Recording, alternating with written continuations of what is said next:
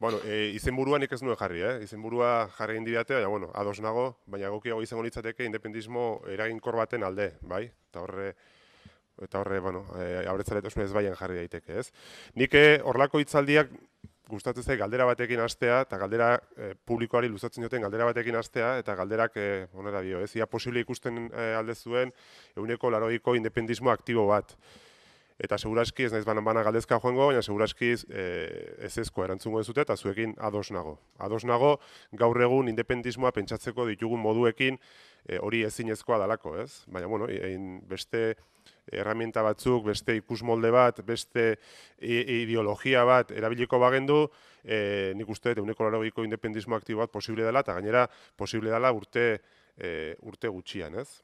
Beraz, hortaz arituko naiz. Hemen 12-15 minutu hauetan, demorak ematen diten hontan, hortaz arituko naiz. Ez pixkat ikusi batez ere orain arte independentismoa pentsatzeko izan ditugun aurreritzi modu, herramienta ideologia deitu nahi den moduan, horiek zeintzuk izan diren agerian jarri, hori ezinbesteko urratsa da kritikatu alizateko, hau da, kritikatu alizateko eta beraz hobetzeko, eta nolabaiteko aurrera begirako ideia batzuk edo botatzea, hori izango da nire hitzaldiaren helburua. Beraz, edozein estrategia politikok eta estatu bat lortu nahi duen mugimenduak estrategia independistak ere oinarrian duen harria da sujetuaren afera, ez? Hau da, beharrezkoa da, helburu konkretu baten alde, kasu honetan estatu bat hemen Euskal Herrian, ahalik eta jende gehien helburu horren alde jartzea. Hori da, azken finean, estrategien oinarrian dagoena, ezta? Eta hortaz arituko naiz, bai? Independismoari begiratzen badiogu, eta ni filosofian aritzen naizenez, guk ohitura daukagu zuma oso gora botatzeko, ezta? Eta egia da, eta zuma oso gora bota ezkero, nik uste dut independentismoa 3. fase batean sartzen ari dela, gauzak ondo definitiboa izan beharko litzateken fase batean sartzen ari dela, hau da, estatu bat lortzeko fase batean sartzen ari dela, eta horren kontzientzia izan behar degula, ezta? Lehenengo fasea Sabino Aranakin sortu zen, hori batez ere independismoa berak sortu zuen, ideologia nazionalista hartu zuen. Gero nik uste dut 60. hamarkadan eta batez ere ezker abertzalea edo etaren sorrerarekin independismoak beste fase batean sartu zela, eta gaur egun nik uste dut beste fase baten sartzen ari gerala naiz, eta oraindik igual horren kontzientziarik ez izan. Bai, konturatzen baldin bagera, fase guzti hauek krisi batzun ondorioak dira, bai? Eta krisiak batez ere sujetu artikulatzeko ditugun erramienten krisiak dira, bai? Sabino Aranak ideologia nazionalista hartu zuenean, azken finean karlismoa zuen helburu berari eusten zion, hau da, foruak gordetzeari eusten zion, baina karlismoak artikulante eraginkor izateko gaitasuna galdu zuenez, ideologia nazionalista hartu zuen zertarako, artikulazio hori egin ahal izateko, ezta?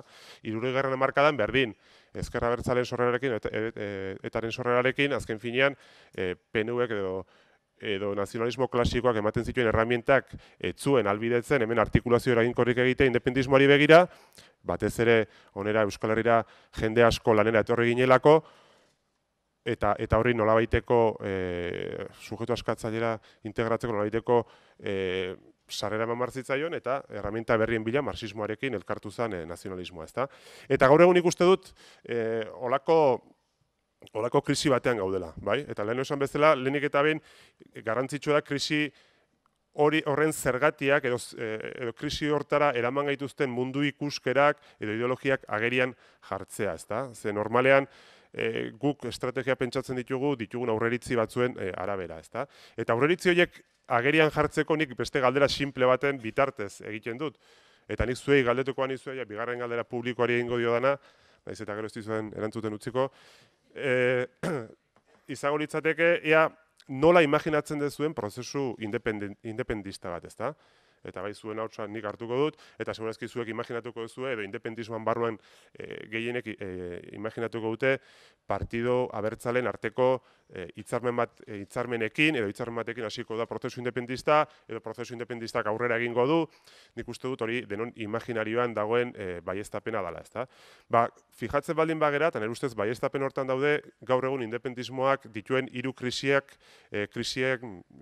islada, edo agerian jartzen ditu, bai? Batez ere, hiru krisi daude hor, nik uste dut, bi krisik 200 urteko mundu ikuskera baten gainberari erantzuten diote, eta beste krisiak, orain aipatuko ditut, beste krisiak azken 40 urte hauetan izan dugun prozesua imaginatzeko moduari erantzuten diote, ez? Adiaz, partidu abertzaleen arteko hitzarmenak partidu hitza erabiltzen du, nik uste dut mediazio egiturak krisian dauden egiturak dirala, nik hori partidu politikoak, sindikatuak krisian daude, nik uste dut ez dut ontan sakonduko, baina nire ustez oso gai interesantea da, partiduen bitartez edo sindikatuen bitartez estatusko apurtzerik ez dago, eta nik uste horren kontzientzia hartzen ari gerala, gero eta gehiago, estatuskuaren kudaketa hobeago bat egin daiteke, baina estatusko apurtzea nik uste dut ezinezkoa dela, eta krisian neurri batean horti dator. Abertzaleen, partidu abertzaleen arteko abertzale kategoriak ere nik uste dut jada ezin dula estatua lortzeko gaitasuna izango lukeen independentismorik gero hontan sakonduko egituratu, eta hitzarmenak. Hitzarmenen bitartez estatusko apurtzerik ez dago. Hitzarmenak azken finean dira kalean dauden botere harremanen edo botere indar posizioen kristalizazio bat, ez da besterik. Estatuskoa partiduen arteko hitzarmenen bitartez ezin da apurtu. Azken finean hori da, estatuskoan aldeko indarrek sinistarazi nahi diguten hori, ez?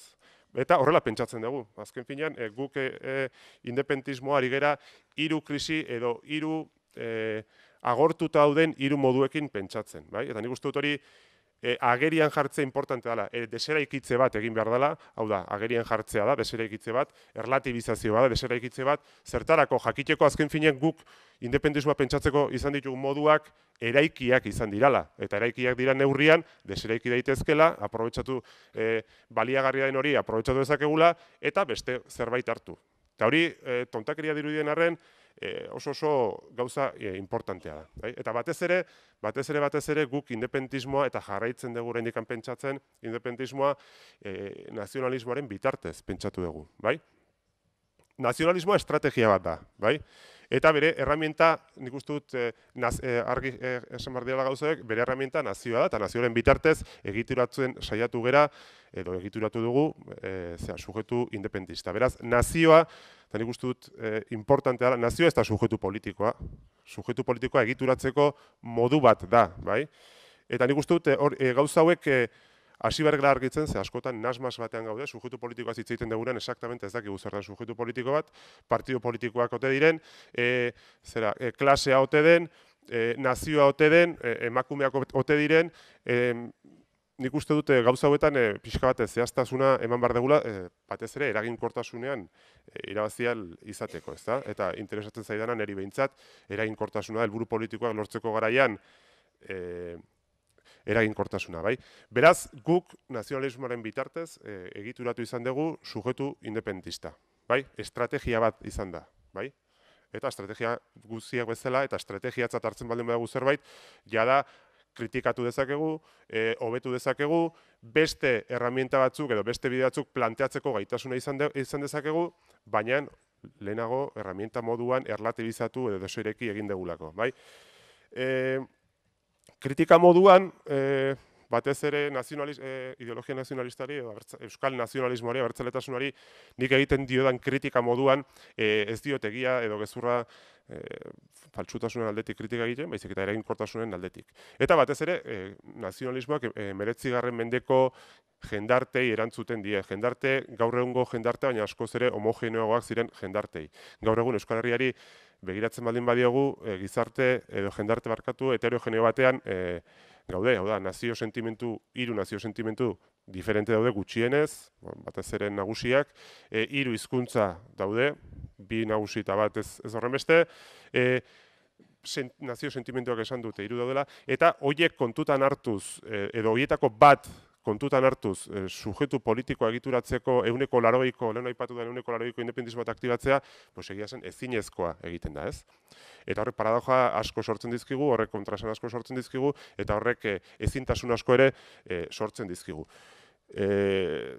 Nire saiakera da pixkat ezintasun horieri nolabaiteko irtenbide bat emateko. Beti ere, eta gure azpimarratu nahi dut, helburu politiko berak izan da. Hau da, estatu bat, nire kasuan ere euskalduna, sozialista ditu edo justua nahi den bezala, feminista ere bai, baina helburu berak mantenituz beste estrategia batzuri begira jartzea. Azken finean nik saiatzen naizena egiten, ezta?